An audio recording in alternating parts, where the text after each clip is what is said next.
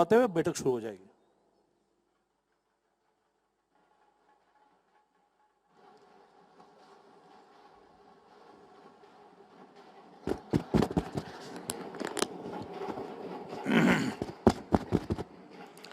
मेरे साथ सभी लोग भारत माता का जयकारा लगाएंगे। बोलिए भारत माता की। अरे क्या आवाज हुई भाई, कोल्हापुर में ऐसी आवाज नहीं चलती।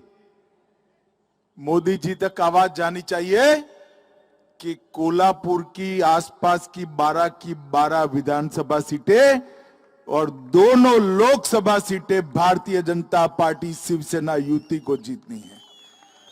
मेरे साथ दोनों हाथ उठाइए, उठाइए दोनों हाथ, सर्वत्र विजय का संकल्प की मुट्ठी बींचिए और प्रचंड आवाज से बोलिए भारत माता की, भारत माता की, भारत माता की। मंच पर उपस्थित भारतीय जनता पार्टी के प्रदेश अध्यक्ष श्रीमान चंद्रशेखर बावनकुळे जी, प्रदेश के यशस्वी उप मुख्यमंत्री श्रीमान देवेंद्र फडणवीस जी, श्री धनंजय महाडिक जी, सांसद राज्यसभा श्री संजय मांडलिक जी, यहां से चुने हुए सांसद महोदय, कोल्हापुर के ही सपूत और महाराष्ट्र सरकार में उच्च और technical education minister Shri Chandrakant Dada Patil ji, Shri Suresh Rao हालवणकर जी, श्री राजेश समृत सिंह घाटके जी, श्री विनय कोरे जी, श्री प्रकाश आवाडे जी, श्री राहुल चिकोडे जी, श्री महेश जाधव जी, आज के कार्यक्रम में उपस्थित हमारे पड़ोसी सांसद श्री संजय काका पाटिल जी, भारतीय जनता पार्टी के सह संगठन मंत्री श्रीमान शिव प्रकाश जी, और आज 12 विधानसभा सीटों से आए हुए भारतीय जनता पार्टी के सांसद माने भी आए हैं। मेरा ध्यान नहीं रहा, थोड़ा लेट आए। ताली बजा दो एक बार माने साहब के साथ लिए। और आज कोल्हापुर और उसके आसपास की 12 विधानसभा सीटों से भारतीय जनता पार्टी के मालिक ऐसे मेरे बूथ और शक्ति केंद्र के कार्यकर्ता भाइयों बहनों, आप सभी को नमस्कार, प्रणाम। मित्रों, आज महान शिव छत्रपति की जयंती है। बड़ा शुभ दिन है क्योंकि आज ही के दिन जन्म लेकर शिवराय ने पूरे देश में हिंदवी स्वराज का एक संदेश लेकर गुलामी के एक बहुत बड़े कालखंड में भारत माता की गुलामी की जंजीरों को तोड़ने का काम किया था। आज सुबह पुणे के पास मैं, देवेंद्र जी, चंद्रकांत दादा, हमारे अध्यक्ष जी, सभी लोग गए थे और एक शिव सृष्टि का प्रथम चरण का लोकार्पण हुआ। मेरा सभी कार्यकर्ताओं से अनुरोध है कि जब भी पुणे जाइए शिव सृष्टि जरूर देखिएगा, क्योंकि बाबा साहेब पुरंदरे ने शिवाजी महाराज के पूरे जीवन को वहां पर संजोकर एक प्रेरणा स्थान बनाने का काम किया है। मित्रों, आप सभी लोग जरूर शिव सृष्टि देखने जाइएगा। और अभी अभी मैं अंबाबाई का आशीर्वाद लेकर यहां आया हूं। मैं जब भी कोल्हापुर जाता हूं, महालक्ष्मी मां का आशीर्वाद लेने जरूर जाता हूं, क्योंकि हम सबके जीवन में मां का आशीर्वाद बहुत मायने रखता है।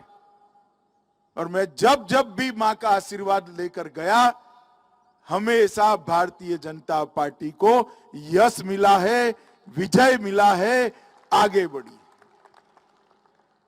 आज भी यहां पर मैं 2024 के संपूर्ण विजय के अभियान के तहत यहां आया हूं। मित्रों, 2024 में फिर से एक बार देश में चुनाव होने वाला है।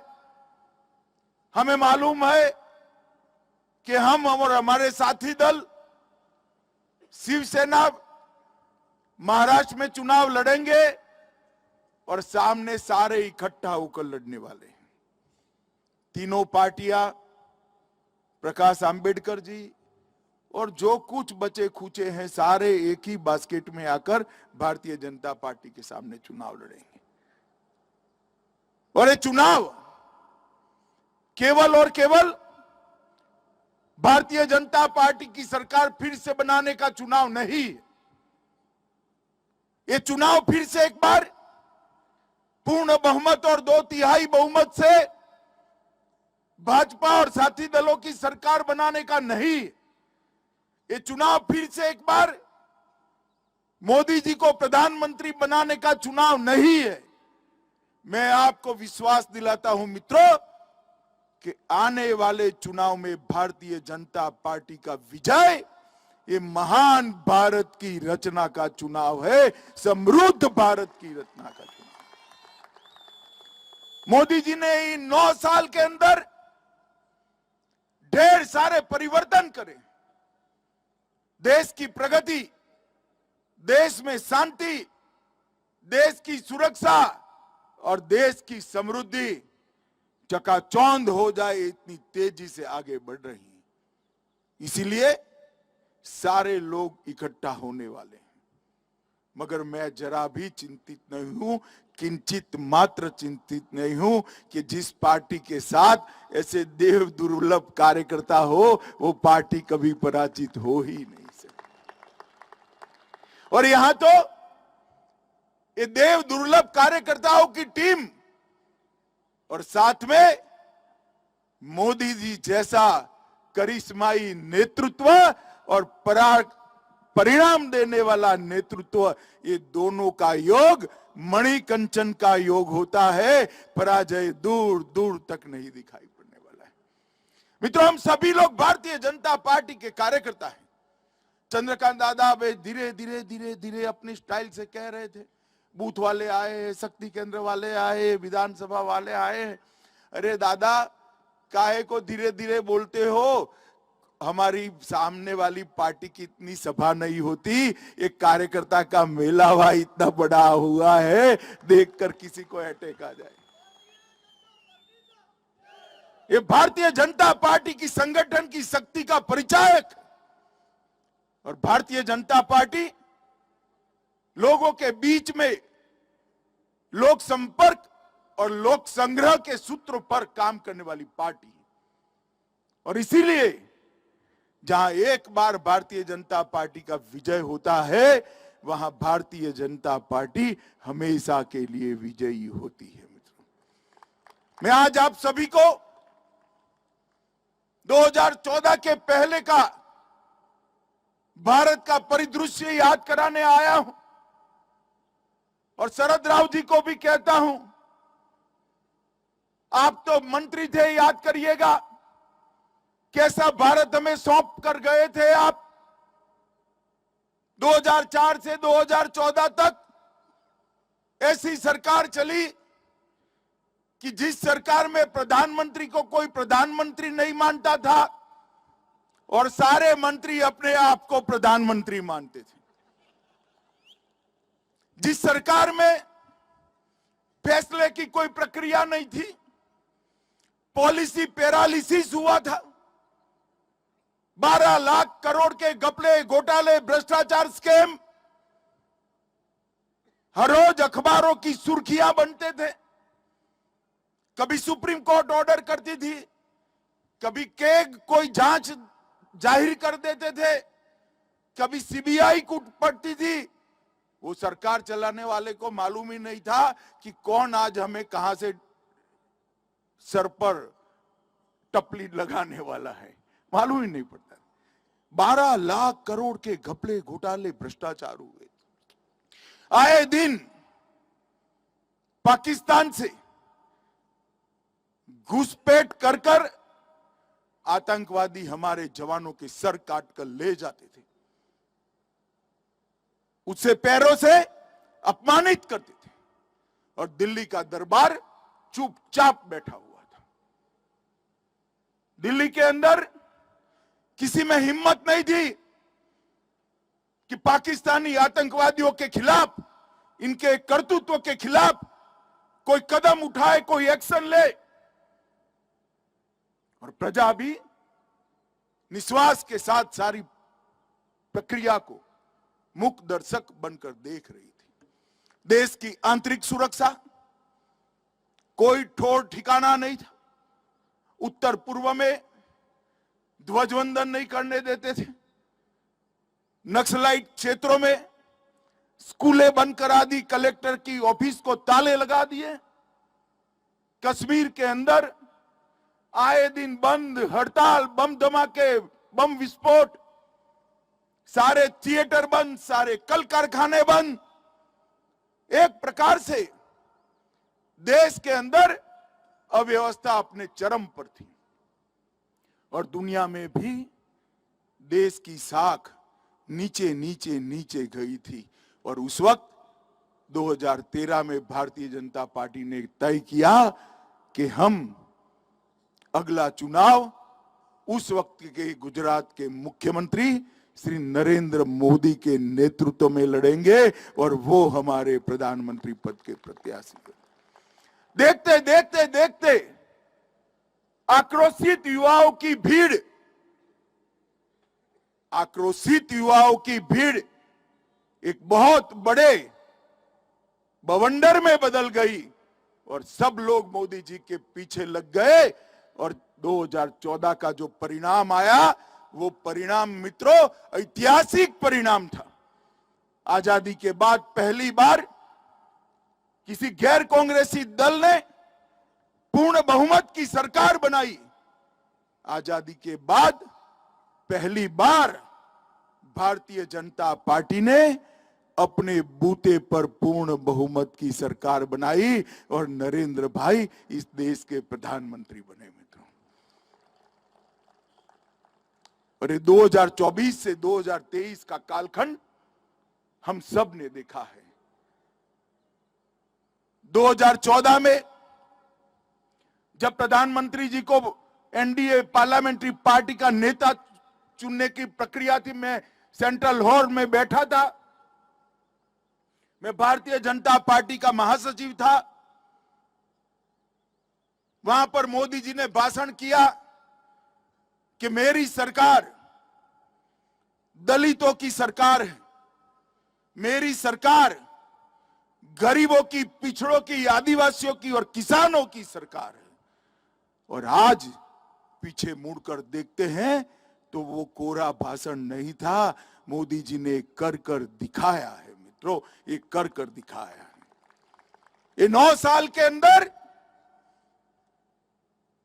10 करोड़ से ज्यादा गरीब माताओं के घर में गैस का सिलेंडर देने का काम हमारे नेता और देश के प्रधानमंत्री नरेंद्र मोदी जी ने किया है।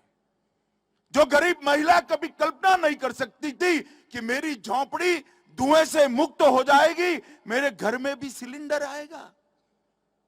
कंडे और टहनियां जला जला कर टीबी कर लेती थी, वो आंख की ज्योति चली जाती थी, वो मां के घर में आज गैस का सिलेंडर पहुंच गया है। 70 साल के बाद आज इसके चेहरे पर मुस्कान है, और अपने घर के अंदर धुएं मुक्त वातावरण में खुली सांस ले रही है। 11 करोड़ माताओं को घर के अंदर शौचालय देने का काम, एक भगीरथ काम नरेंद्र मोदी जी ने किया, और 11 करोड़ परिवारों की माताओं बहनों को सम्मान देने का काम इस देश के प्रधानमंत्री जी ने किया है। मित्रों, हम कल्पना कर सकते हैं घर में शौचालय न हो, टॉयलेट न हो तो माताओं बहनों की स्थिति क्या होती। आजादी के 70 साल के बाद इस देश के 11 करोड़ घर में शौचालय टॉयलेट नहीं थे। हर घर में बिजली पहुंचाई, 3 करोड़ से ज्यादा घर बनाए, 80 करोड़ लोगों को 5 लाख से ज्यादा पूरा स्वास्थ्य का खर्चा फ्री ऑफ कॉस्ट कर दिया। और कोरोना का समय आया, सबको लगता था जिनके पास पैसे हैं वो तो बच जाएंगे, टीका आएगा तो भी गरीब कैसे लगाएगा, उसका नंबर कब लगेगा। और भारतीय टीके बने, विश्व में सबसे प्रथम टीके बनाने वाला देशों में से हमारा देश भी था। और देखते देखते देखते फ्री ऑफ कॉस्ट 130 करोड़ लोगों को टीका लगाने का काम नरेंद्र मोदी जी ने समाप्त कर दिया। कौन गरीब, कौन धनवान, कौन युवा, कौन महिला, कौन वृद्ध, कौन किशोर, सभी लोगों को टीके लगाए। अब जो कोरोना का कालखंड आया,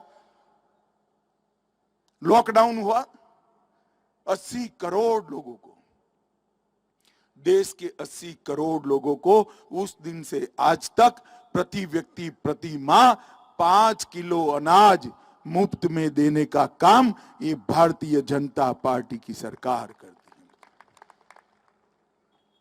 हर किसान के बैंक अकाउंट में सालाना 6,000 रुपया डालने का काम किया। धान और गेहूं की खरीदी लगभग 2.25 गुना हो गई।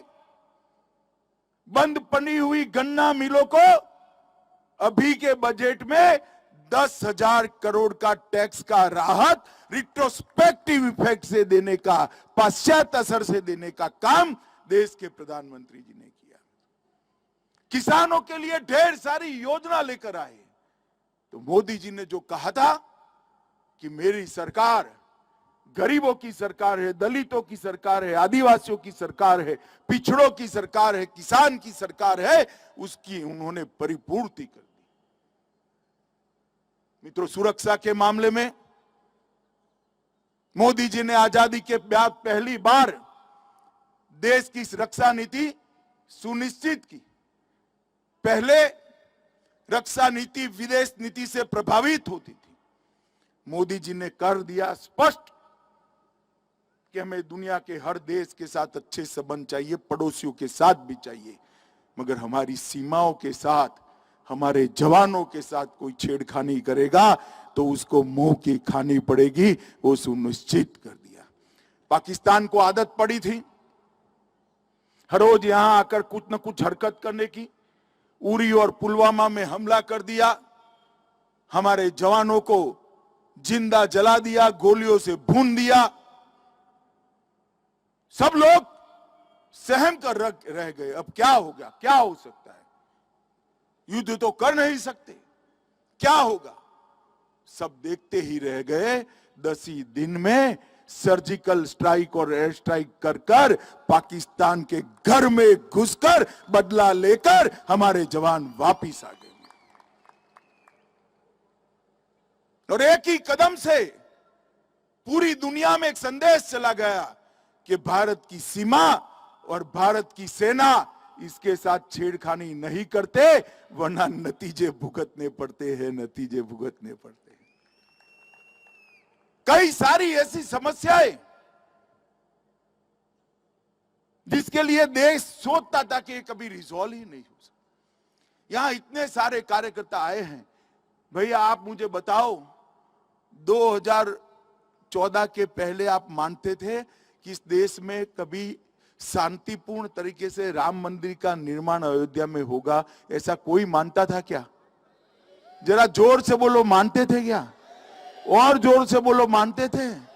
मोदी जी ने 2019 में राम जन्मभूमि पर भव्य राम मंदिर का शिलान्यास कर दिया है और थोड़े ही समय में राम मंदिर समाप्त हो जाएगा।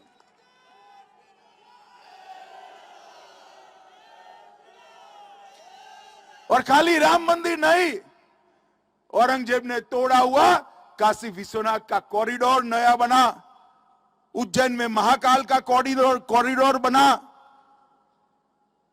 गुजरात में शक्तिपीठ को फिर से पुनर्जीवित किया गया, सोमनाथ का मंदिर भी सोने का बन रहा है, बद्री धाम और केदार धाम का पुनरुद्धार हुआ।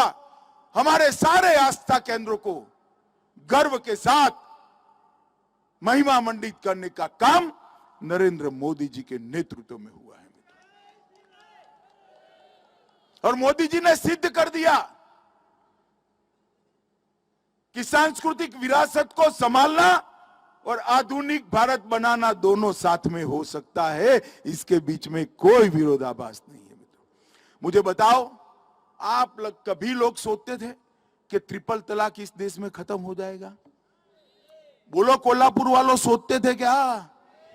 मोदी जी ने एक ही झटके में ट्रिपल तलाक को समाप्त कर मुस्लिम महिलाओं को अपना अधिकार देने का काम किया है। मित्रों, अधिकार आज भारतीय जनता पार्टी की सरकार है, कॉमन सिविल कोड की दिशा में आगे बढ़ गई।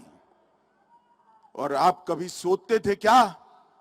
नारा तो हम कभी सभी लोग लगाते थे, छोटे से तख्ते लगाते थे, जहां हुए बलिदान मुखर्जी वो कश्मीर हमारा है। एक देश में दो निशान, दो प्रधान, दो विधान नहीं चलेंगे। परंतु कभी आप सोचते थे धारा 370 हटेगी? बताओ भाई, कल्पना आती थी क्या ऐसी? जरा जोर से बोलो।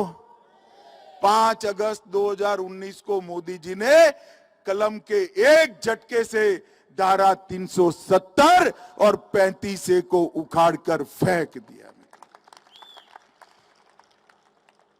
और शरद पवार की पार्टी एनसीपी, राहुल बाबा की पार्टी कांग्रेस पार्टी, सपा, बसपा, ममता, समता, नीतीश कुमार, कोई बाकी सब लोग खड़े हो गए, विरोध किया और कहते थे कि मत हटाइए, मत हटाइए।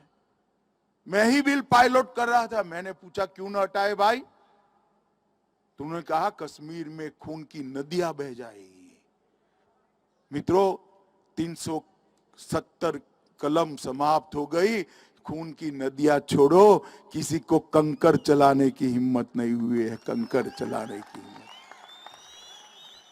और आज ये कश्मीर भारत माता का मुकुट मणि हमेशा के लिए भारत का अभिन्न अंग बन गया है, उसको कोई हमसे जुदा नहीं कर सकता। ये काम नरेंद्र मोदी जी ने किया। जिस कामों के लिए 70 साल से इस देश की जनता आस लगाकर बैठी थी, कोई तो आए और एक कामों को पूरा करे। मोदी जी ने, देश की जनता ने 2 बार उनको मैंडेट दिया। मोदी जी ने सारे काम, 70 साल के काम 5 साल के अंदर समाप्त कर दिए। इस देश को दुनिया में उत्पादन का हब बनाने का काम किया। कृषि का विकास तो करना ही है, अर्थतंत्र को आगे बढ़ाना है, तो दुनिया भर की कंपनियों को भारत में उत्पादन करने के लिए प्रेरित करनी है।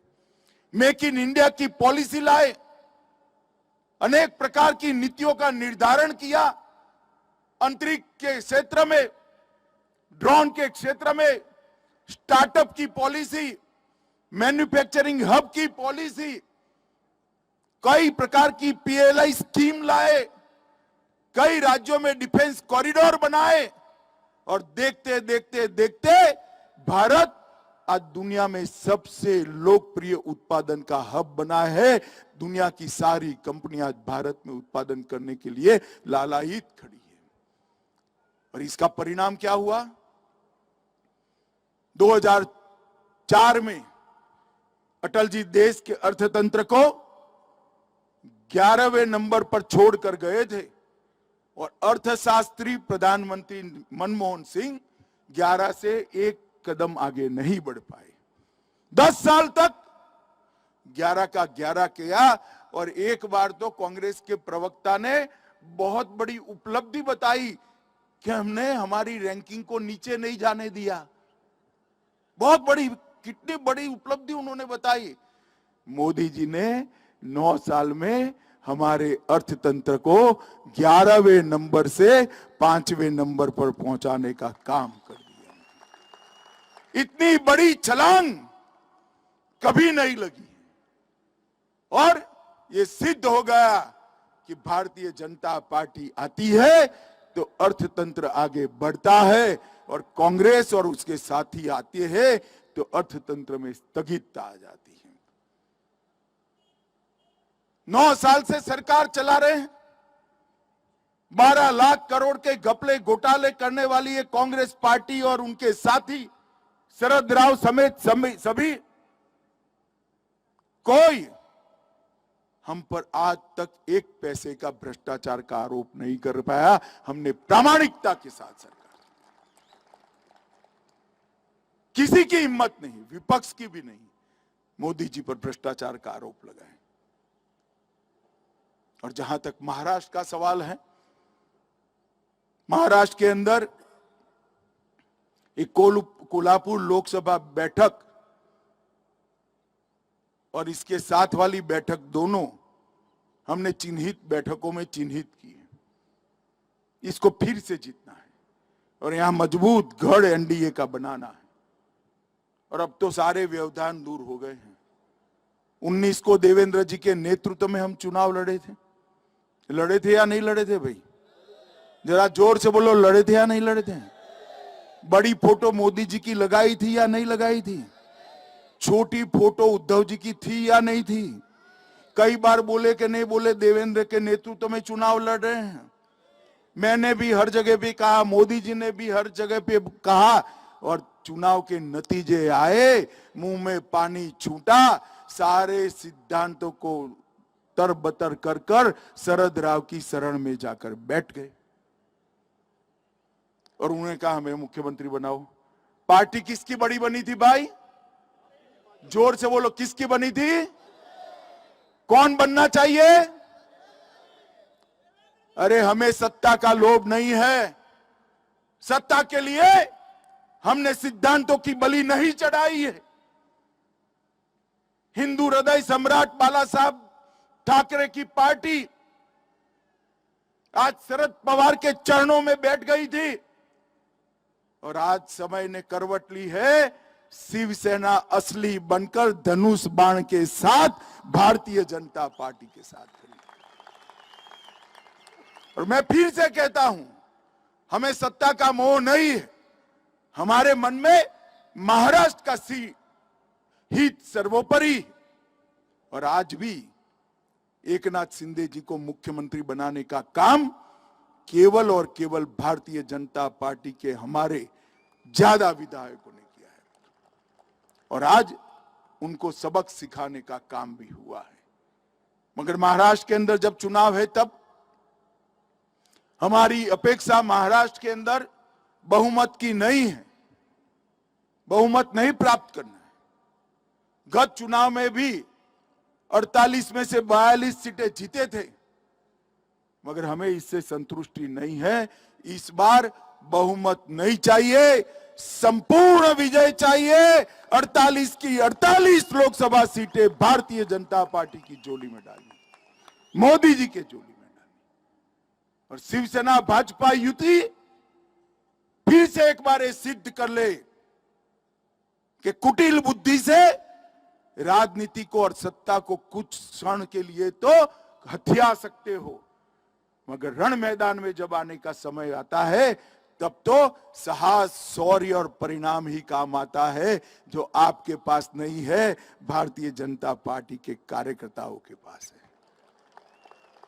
मित्रों, मोदी जी के नेतृत्व में महान भारत की रचना करनी है, समृद्ध भारत की रचना करनी है और देश की जब शताब्दी हो 2047 में, तब दुनिया में हर क्षेत्र के अंदर भारत सर्वप्रथम हो, इस प्रकार के भारत की नींव डालने का काम करना है। इसलिए एक और बार पराक्रम की पराकाष्ठा और पुरुषार्थ कर कर महाराष्ट्र के अंदर संपूर्ण विजय प्राप्त करनी है। 48 की 48 सीटें मोदी जी की झोली में डालनी है।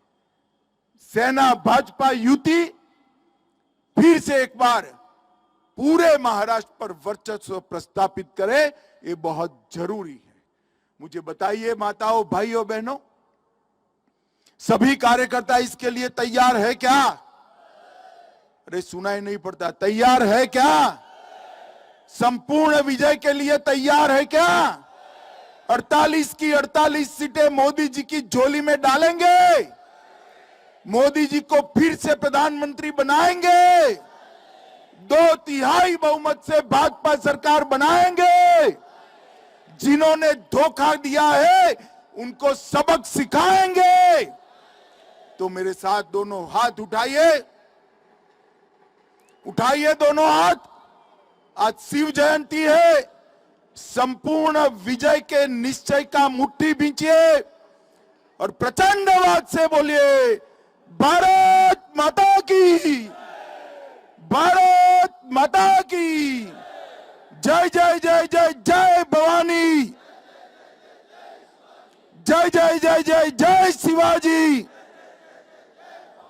वंदे वंदे वंदे